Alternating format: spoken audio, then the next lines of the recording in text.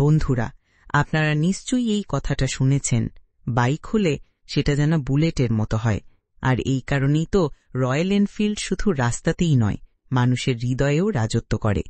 কিন্তু আপনি কি জানেন, এই আইকনিক বাইকটি হয়তো আজ আমাদের মাঝে থাকতই না যদি আইশার মোটরসের সিইও সিদ্ধার্থ লাল এমন একটি কাজ না করতেন যা কেউ ভাবতেও পারেনি। তিনি তার নিজের 15টি ব্যবসার মধ্যে থেকে 13টি ব্যবসা বিক্রি করে দেন, যাতে কোম্পানির সব ফোকাস কেবলমাত্র রয়্যাল এনফিল্ডকে বাঁচানোর দিকে দেওয়া যায়। তখন অনেকেই এই সিদ্ধান্তকে আইশার মোটরসের সবচেয়ে বড় আত্মঘাতী পদক্ষেপ বলেছিল। কেউ কেউ বলেছিল এটা একেবারে ভুল সিদ্ধান্ত। কিন্তু আজ সেই একই আইশার মোটরস শুধু একটি কোম্পানি নয়, বরং ভারতীয় অর্থনীতির মেরুদণ্ডে পরিণত হয়েছে। এই কোম্পানি লাখ লাখ গরিব কৃষককে আধুনিক কৃষি পদ্ধতি শিখিয়েছে, ছোট ব্যবসায়ীদের জন্য ছোট ও মাঝারি আকারের ট্রাক সরবরাহ করেছে, আর তাদের তৈরি বাস ও হেভি ডিউটি ট্রাক দেশের পরিবহন ব্যবস্থায় বিপ্লব এনেছে। এবার আসুন গল্পের শুরুতে ফিরে যাই, যখন ভারত 200 বছরের দাসত্ব থেকে সদ্য মুক্তি পেয়েছিল। সেই সময় আমাদের অর্থনীতি পুরোপুরি কৃষির ওপর নির্ভরশীল ছিল। কৃষকরা পুরনো হাতে কলমে চাষের পদ্ধতি ব্যবহার করত, কারণ তখন দেশে আধুনিক কৃষি যন্ত্রপাতি ছিল না। এই সমস্যা সমাধান করতে 1948 সালে এক ভারতীয় ব্যবসায়ী মনমোহন লাল গুড আর্থ নামের একটি কোম্পানি শুরু করেন। তার কাজ ছিল জার্মানি ও আমেরিকা থেকে ট্র্যাক্টর আমদানি করে সেগুলো ভারতীয় কৃষকদের কাছে বিক্রি করা, যাতে কৃষির উৎপাদনশীলতা বাড়ানো যায়। আইডিয়াটা যথেষ্ট ভালো ছিল, আর কৃষি নির্ভর দেশের জন্য খুবই জরুরি ছিল। কিন্তু সমস্যা ছিল, স্বাধীনতার পর ভারত তখনও তার অর্থনীতিকে স্থিতিশীল করার জন্য লড়াই করছিল। কৃষকদের আয় এতটাই কম ছিল যে তারা দামি আমদানি করা ট্র্যাক্টর কিনতে পারত না। তারপরেও মাত্র 4 বছরের মধ্যে গুড আর্থ কোম্পানি প্রায় 1500টি ট্র্যাক্টর বিক্রি করতে সক্ষম হয়েছিল। আজকের দিনে হয়তো এই সংখ্যা ছোট মনে হতে পারে, কিন্তু সেই সময়ের চ্যালেঞ্জের কথা ভেবে দেখলে এটা বিশাল মাইলস্টোন ছিল। কিন্তু বন্ধুরা, আমরা তো আইশার কোম্পানির গল্প বলছি, তাই এবার ফিরে যাই সেই সময়ে যখন জার্মানিতে 2 ভাই জোসেফ আইশার এবং অ্যালবার্ট আইশার তাদের স্বপ্ন গড়ে তুলছিলেন।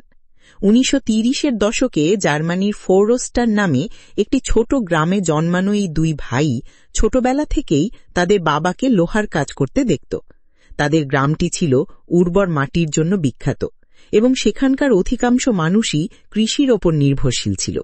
কিন্তু তখন জার্মানিতেও কৃষকরা ভারতীয় কৃষকদের মতোই ঐতিহ্যবাহী পদ্ধতিতে, অর্থাৎ গরু ও ঘোড়া ব্যবহার করে জমি চাষ করত। দিনরাত কৃষকের রক্ত ঘাম ঝরিয়ে মাঠে কাজ করতে দেখে আইশার ভাইরা ভাবলেন, যদি চাষবাসের জন্য সাশ্রয়ী মূল্যের মেশিন তৈরি করা যায়, তাহলে কৃষকের পরিশ্রম অনেকটাই কমে যাবে। এই ভাবনা থেকেই তারা পুরনো যন্ত্রপাতি নিয়ে পরীক্ষা নিরীক্ষা শুরু করেন, এবং অবশেষে 1936 সালে তারা একটি ট্র্যাক্টর তৈরি করেন, যা ছোট কৃষকদের জন্য খুবই সাশ্রয়ী ছিল। একদিকে আইশারের তৈরি ট্র্যাক্টর দ্রুত বিশ্বের বিভিন্ন বাজারে জনপ্রিয়তা পেতে শুরু করল, আর অন্যদিকে ভারতের প্রয়োজন ছিল এমন একটি সস্তা ও কার্যকরী ট্র্যাক্টর যা কৃষকদের নাঙালের মধ্যে থাকবে। ঠিক এই সময় আইশার ভাইদের সঙ্গে গুড আর্থ কোম্পানির যোগাযোগ হয়। সম্পর্কটা শুরু হয়েছিল ট্র্যাক্টরের পার্টস সরবরাহের মাধ্যমে, কিন্তু কোম্পানির উদ্দেশ্য ছিল শুধু ট্র্যাক্টর বিক্রি করা নয়, বরং ভারতীয় কৃষকদের উন্নত জীবন দেওয়া। এই কারণে আইশার ভাইরা এমন একটি ভারতীয় কোম্পানির সন্ধান করছিলেন যাদের এই সেক্টরে অভিজ্ঞতা আছে এবং যারা ভারতীয় বাজার ও গ্রাহকদের আচরণ ভালোভাবে বোঝে। শেষমেশ তাদের সেই খোঁজ এসে মিলে গুড আর্থ কোম্পানির ওপর। আসলে এই পার্টনারশিপটি করা হয়েছিল ভারতের মাটিতে প্রথমবারের মতো ট্র্যাক্টর উৎপাদন শুরু করার জন্য।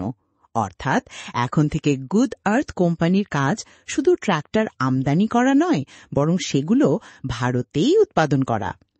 এই জন্য ফরিদাবাদে একটি বড় কারখানা স্থাপন করা হয়, যা দ্রুতই ভারতের প্রথম ট্র্যাক্টর নির্মাতা প্রতিষ্ঠান হিসাবে পরিচিতি পায়। এরপর আসে সেই ঐতিহাসিক মুহূর্ত, 1969 সাল, যখন ফরিদাবাদের ওই কারখানা থেকে ভারতের প্রথম দেশীয় ট্র্যাক্টর লঞ্চ করা হয়। তার নাম ছিল স্বরাজ। এটি ছিল প্রথমবারের মতো এমন একটি ট্র্যাক্টর যা ভারতীয় কৃষকদের জন্য সাশ্রয়ী, নির্ভরযোগ্য এবং তাদের প্রয়োজন অনুযায়ী তৈরি। এই সাফল্যের পর কোম্পানি তার নাম পরিবর্তন করে Eicher tractor corporation of India limited থেকে আইশার ট্র্যাক্টর ইন্ডিয়া লিমিটেড রাখে। কিন্তু 1960-এর দশকের শেষের দিকে ভারতীয় ট্র্যাক্টর বাজারে প্রতিযোগিতা ক্রমশ বেড়ে যেতে থাকে, বিক্রি ধীরে ধীরে কমতে থাকে, এমনকি কোম্পানি টিকে থাকাটাও কঠিন হয়ে পড়ে। এখানেই মনমোহনলাল এক গেম চেঞ্জিং সিদ্ধান্ত নেন। তিনি বুঝলেন যে শুধুমাত্র পণ্য বিক্রি করলেই হবে না, যদি আইশারকে বাজারে তার অবস্থান ধরে রাখতে হয় তাহলে কৃষকদের সঙ্গে একটি দৃঢ় সম্পর্ক গড়ে তুলতে হবে। কিন্তু এই সম্পর্ক তৈরি হবে কিভাবে? এই জন্য তিনি সারা দেশে সার্ভিস নেটওয়ার্ক বাড়াতে শুরু করলেন। শুধু তাই নয়, তিনি কৃষকদের ট্রেনিং দিতে শুরু করলেন যাতে তারা নিজেরাই তাদের ট্র্যাক্টর মেরামত ও রক্ষণাবেক্ষণ করতে শেখে। এরপর আসে 1966 সাল, যখন মনমোহনলালের ছেলে বিক্রমলাল কোম্পানির কার্যক্রম হাতে নেন। বিক্রমের নতুন চিন্তাধারা এবং দূরদর্শী নেতৃত্ব শুধু আইশার ট্র্যাক্টরকেই নতুন উচ্চতায় নিয়ে যায়নি, বরং ভারতীয় কৃষি খাতেও ব্যাপক পরিবর্তন এনেছিল। 1965 থেকে 1975 সালের মধ্যে বিক্রমলাল একটি যুগান্তকারী সিদ্ধান্ত নেন। তিনি আইশারের ম্যানুফ্যাকচারিং প্রক্রিয়াকে সম্পূর্ণভাবে মেড ইন ইন্ডিয়া মডেলে রূপান্তর করেন। অর্থাৎ আগে যে যন্ত্রাংশ এবং মেকানিক্যাল কম্পোনেন্টগুলো জার্মানি থেকে আমদানি করা হতো সেগুলো এখন ভারতেই তৈরি হতে লাগল। এর ফলে কৃষিতে যান্ত্রিকীকরণ বা মেকানাইজেশনের যুগ শুরু হয়। কৃষকদের উৎপাদনশীলতা দ্রুত বাড়তে থাকে এবং ভারতীয় কৃষি খাতে এক বিশাল পরিবর্তন দেখা যায়। এরপর আসে 1980-র দশক। কোম্পানির জন্য তখন পরিস্থিতি এতটাই কঠিন হয়ে পড়েছিল যে কিভাবে সামলানো যায় তা ভাবাই কঠিন ছিল। প্রকৃতপক্ষে আইশার ট্র্যাক্টরস ইন্ডিয়া তাদের মূল কোম্পানি আইশার ট্র্যাক্টরস জার্মানিকেই অধিগ্রহণ করে নেয়। অর্থাৎ যে কোম্পানিটি দুই জার্মান ভাই শুরু করেছিলেন সেটি এখন সম্পূর্ণ ভারতীয় মালিকানায় চলে আসে। কিন্তু এটা ঘটল কিভাবে? তখন আইশার ট্র্যাক্টরস ইন্ডিয়ার বার্ষিক টার্নওভার ছিল প্রায় 80 কোটি টাকা এবং এটি ভারতের অন্যতম পরিচিত ব্র্যান্ডে পরিণত হয়েছিল। কিন্তু অন্যদিকে তাদের মূল কোম্পানি আইশার ট্র্যাক্টরস জার্মানি অর্থনৈতিক মন্দার কারণে ধুঁকছিল। এই খবর যখন বিক্রমলালের কানে পৌঁছায় তখন তিনি সিদ্ধান্ত নেন যে তিনি এই কোম্পানিটিকে বন্ধ হতে দেবেন না। এর জন্য তিনি বিদেশি ব্যাংক থেকে ঋণ নিয়ে জার্মানির আইশার ট্র্যাক্টরসকে অধিগ্রহণ করেন। তবে বিক্রমলাল খুব ভালোভাবেই বুঝতে পেরেছিলেন যে যদি ব্যবসার জগতে বড় কিছু করতে হয় তাহলে শুধু ট্র্যাক্টরের উপর নির্ভরশীল থেকে হবে না, বাজারে নতুন নতুন সুযোগ খুঁজে বের করতে হবে। তাই তিনি ট্রাক এবং বাস উৎপাদন শুরু করার সিদ্ধান্ত নেন। যদিও এটা ছিল খুবই ঝুঁকিপূর্ণ পদক্ষেপ, কারণ এই সেক্টরে তখন ইতিমধ্যেই শক্তিশালী প্রতিযোগী ছিল। প্রতিযোগিতায় টিকে থাকতে 1982 সালে আইশার জাপানের জনপ্রিয় গাড়ি নির্মাতা প্রতিষ্ঠান মিৎসুবিশির সময় একটি যৌথ উদ্যোগ বা জয়েন্ট ভেঞ্চার শুরু করে, যাতে ভারতীয় বাজারে লাইট কমার্শিয়াল ভেহিকল তৈরি করা যায়। সেই সময় ছোট মাঝারি ব্যবসার মধ্যে ফুয়েল এফিশিয়েন্ট ও সাশ্রয়ী ট্রাকের চাহিদা দ্রুত বাড়ছিল। এই বাজারকেই লক্ষ্য করে কোম্পানি তাদের প্রথম এলসিভি আইশার মিৎসুবিশি ক্যান্টার লঞ্চ করে। এটি ছিল মাঝারি ব্যবসার জন্য একেবারে পারফেক্ট সলিউশন। কিন্তু আগেই বলেছি এই সেক্টরে তখন শক্তিশালী প্রতিযোগিতা ছিল, তাই এটি সামলানোর জন্য আইশারের প্রচুর তহবিলের প্রয়োজন ছিল। এই জন্য 1987 সালে আইশার ট্র্যাক্টর স্টক মার্কেটে তাদের আইপিও লঞ্চ করে এবং বিপুল পরিমাণ তহবিল সংগ্রহ করে। স্টক মার্কেট থেকে পাওয়া অর্থ দিয়ে তারা ভারতীয় বাজারের উপযোগী করে তাদের ট্রাক ও বাসে নানা ধরনের উদ্ভাবনী পরিবর্তন আনে। এর ফলে ধীরে ধীরে তাদের লাইট কমার্শিয়াল ভেহিকল বাজারে ভালো অবস্থান নিতে শুরু করে। কিন্তু এরপর আসে 1991 সালের অর্থনৈতিক সংস্কার। এই সংস্কারের পর ভারতীয় বাজার সম্পূর্ণভাবে বিদেশি কোম্পানির জন্য উন্মুক্ত হয়ে যায় এবং আমদানির উপর থেকে নানা ধরনের নিষেধাজ্ঞা উঠে যায়। ফলে বিদেশি কোম্পানিগুলো বড় সংখ্যায় ভারতীয় বাজারে ঢুকে পড়ে। এতে আইশারকে তীব্র প্রতিযোগিতার মুখে পড়তে হয়। এরপরই আরেকটি বড় সমস্যা দেখা দেয়। মিৎসুবিশির সঙ্গে আইশারের মধ্যে অভ্যন্তরীণ দ্বন্দ্ব শুরু হয়। আইশারের দাবি ছিল ভারতীয় গ্রাহকের প্রয়োজন তারা সবচেয়ে ভালো বোঝে, তাই স্থানীয় বাজার অনুযায়ী প্রোডাক্ট ডিজাইন করার স্বাধীনতা তাদের থাকা উচিত। এই দ্বন্দ্ব এতটাই বাড়ে যে 1994 সালে দুপক্ষ পারস্পরিক সমঝোতার মাধ্যমে তাদের পার্টনারশিপ ভেঙে দেয়। এই বিচ্ছেদে আইশার এক বড় ধাক্কা খেলেও একটা ভালো দিক ছিল। মিৎসুবিশির সঙ্গে কাজ করতে গিয়ে আইশার উন্নত জাপানি প্রযুক্তি সম্পর্কে গভীর জ্ঞান অর্জন করেছিল। কিন্তু এই সময় আইশার এমন একটি পদক্ষেপ নেয় যা তাদের ইতিহাসে সবচেয়ে বড় গেম চেঞ্জার হয়ে দাঁড়ায়। সেটি হল রয়্যাল এনফিল্ড অধিগ্রহণ করা। প্রথমে আইশার মোটরস এনফিল্ড ইন্ডিয়া 26% শেয়ার কেনে। তারপর 1993 সালে তাদের শেয়ার বাড়িয়ে 60% করে ফেলে। এরপর এনফিল্ড ইন্ডিয়ার নাম বদলে হয় রয়্যাল এনফিল্ড মোটরস লিমিটেড। হ্যাঁ, সেই একই রয়্যাল এনফিল্ড যার বুলেট বাইক আজও লাখো মানুষের স্বপ্ন। কিন্তু অবাক করার বিষয় হল, যখন আইশার এই ব্র্যান্ডটি কেনে তখন এটি প্রবল ক্ষতির মধ্যে ডুবেছিল। তাহলে আইশার কেন একটি লোকসানি কোম্পানিকে কিনল? আসলে রয়্যাল এনফিল্ডের ইতিহাসটাই আলাদা। একসময় এটি এমন একটি ব্র্যান্ড ছিল যার বাইকগুলো প্রথম ও দ্বিতীয় বিশ্বযুদ্ধের সময় ব্রিটিশ সেনাদের প্রিয় বাহন ছিল। ভারতে 1954 সালে ভারতীয় সরকার এনফিল্ড ইন্ডিয়াকে 800টি বাইকের অর্ডার দেয়, যা এই ব্র্যান্ডকে ভারতীয় বাজারে জনপ্রিয় করে তোলে। এই ঐতিহাসিক গুরুত্বের কারণেই আইশার মনে করেছিল যে তারা এই ব্র্যান্ডকে আবারও লাভজনক করে তুলতে পারবে। তাই তারা ডিলটি ফাইনাল করে। কিন্তু যতই চেষ্টা করুক না কেন তারা কোম্পানিটিকে লাভজনক করতে পারছিল না। ধীরে ধীরে বাইকের বিক্রি হ্রাস পেতে শুরু করে। যেখানে তাদের প্রতি মাসে 6000 বাইক উৎপাদন করার ক্ষমতা ছিল, সেখানে তারা মাত্র 2000 বাইক বিক্রি করতে পারছিল।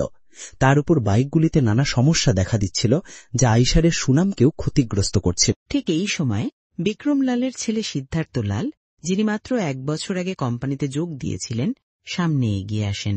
তিনি তার বাবার কাছে 2 বছরের সময় চান এবং প্রতিশ্রুতি দেন যে এই সীমিত সময়ের মধ্যেই তিনি রয়্যাল এনফিল্ডকে লাভজনক করে তুলবেন। এরপর মাত্র 2 বছরের মধ্যেই রয়্যাল এনফিল্ডের বাইকগুলো নতুন সাজে শোরুমে ফিরে আসে এবং বিক্রিতেও দেখা যায় ব্যাপক উত্থান। এরপর আসে 2006 সাল, যখন সিদ্ধার্থ আইশার মোটরসের এমডি হন। যদিও তিনি পুরো কোম্পানির দায়িত্ব নিলেন, তবুও তার মূল মনোযোগ ছিল রয়্যাল এনফিল্ডকে লাভজনক করে তোলার দিকে। সিদ্ধার্থ অনেকগুলো সাহসী এবং বিতর্কিত সিদ্ধান্ত নেন। তিনি আইশারের মোট 15টি ব্যবসার মধ্যে থেকে 13টি ব্যবসা বিক্রি করে দেন। এমনকি এই বিকৃত ব্যবসাগুলোর মধ্যে আইশারের মূল ভিত্তি হিসেবে পরিচিত ট্র্যাক্টর ব্যবসাও ছিল। সিদ্ধার্থের মতে ব্র্যান্ডগুলো কোম্পানির জন্য অলংকারের মতো, যা কেউ বিক্রি করতে চায় না। কিন্তু তিনি বলেছিলেন, যদি আমরা আমাদের মূল ফোকাসের বাইরে এতগুলো ব্যবসা ধরে রাখি, তাহলে ভবিষ্যতে বড় কিছু করা সম্ভব হবে না। সিদ্ধার্থের পরিকল্পনায় ছিল 2টো বড় প্রতিশ্রুতিশীল ব্যবসা, একদিকে রয়্যাল এনফিল্ড এবং অন্যদিকে আইশার মোটরসের অটোমোটিভ ডিভিশন, যা ট্রাক এবং বাস তৈরি করত। 2008 সালে আইশার মোটরস ভলভোর সঙ্গে যৌথভাবে একটি নতুন উদ্যোগ শুরু করে। এর নাম হয় ভিইসিভি লিমিটেড। আজ এটি শুধু ভারতীয় বাজারেই নয়, আন্তর্জাতিক পর্যায়েও শক্তিশালী অবস্থান তৈরি করেছে। অন্যদিকে সিদ্ধার্থ রয়্যাল এনফিল্ডকে বাড়াতে বড় বড় পদক্ষেপ নেন। 2012 সালে তিনি থান্ডারবার্ড 350 এবং 500 মডেল লঞ্চ করেন, যা দ্রুতই আইকনিক মোটরসাইকেলে পরিণত হয়। এরপর ক্লাসিক 350 বাজারে আসে এবং এটি কোম্পানির সর্বাধিক বিক্রিত বাইকে পরিণত হয়। এই ধারাবাহিক সফলের ফল আসে 2015 সালে, যখন রয়্যাল এনফিল্ড একাই আইশার মোটরসের টার্নওভারে 40% অবদান রাখে। 2024 অর্থবছরে রয়্যাল এনফিল্ড মোট 9,12,732টি বাইক বিক্রি করে, যা আগের বছরের তুলনায় 9% বেশি। অন্যদিকে ভিইসিভি এখন প্রায় 34টি দেশে তাদের কমার্শিয়াল ভেহিকল বিক্রি করছে। 2017 সালে আইশার মোটরসের রাজস্ব ছিল 70 বিলিয়ন টাকা, যা মাত্র 7 বছরে বেড়ে 165 বিলিয়ন টাকায় পৌঁছায়।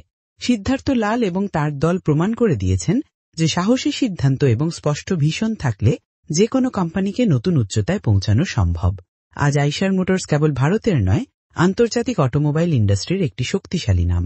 বন্ধুরা, এই ছিল সেই আইশার মোটরসের অসাধারণ যাত্রা, যেখানে একদল সাহসী মানুষ অপ্রত্যাশিত চ্যালেঞ্জের মোকাবিলা করে হার মানেনি, বরং নিজেদের বিশ্বাস আর দৃঢ় সংকল্প দিয়ে নতুন দিগন্ত উন্মোচন করেছে।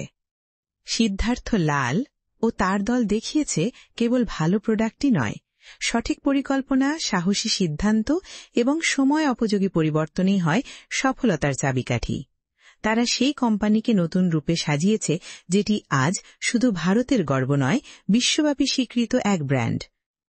রয়্যাল এনফিল্ডের বুলেট বাইক যেমন মানুষের হৃদয়ে রাজত্ব করে, ঠিক তেমনি আইশার মোটরসের এই গল্প আমাদের শেখায়, যদি বিশ্বাস থাকে আর সংগ্রাম করতে সাহস থাকে তাহলে কোনো কিছুই অসম্ভব নয়। আপনারাও যদি নিজের লক্ষ্যকে সামনে রেখে ধৈর্য আর সাহস নিয়ে এগিয়ে যান, তবে আপনি একদিন অবশ্যই সফলতার চূড়ায় পৌঁছতে পারবেন। তাই হার মানবেন না, চেষ্টা চালিয়ে যান, কারণ সফলতা সেই যাদের ধৈর্য আর সাহস আছে তাদেরই হয়।